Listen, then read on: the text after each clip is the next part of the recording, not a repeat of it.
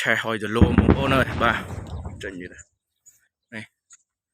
ឆេះហើយទៅលោមបាទឆេះហើយទៅលោមបាទនេះអស់តោះវាបាញ់យើងអត់ឈប់ទេបាទនោះ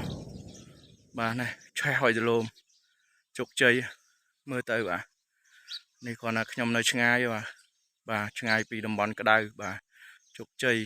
ឆេះហើយទៅលោមនេះ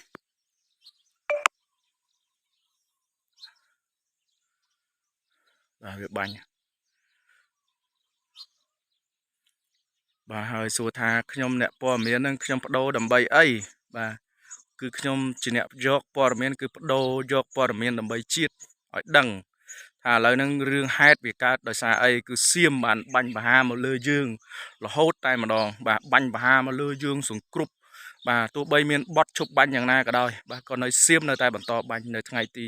12ខែធ្នូឆ្នាំ2025នេះបាទហើយការឆេះនេះវេលាម៉ោង4:17 នាទីបាទម៉ោង4បាទអញ្ចឹង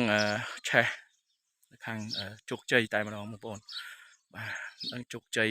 អានេះខ្ញុំស្មានណាបងប្អូនបាទខុសត្រូវសូមមេត្តាខន្តីអភ័យទោសឆេះហើយទលោមនោះបាទអរគុណ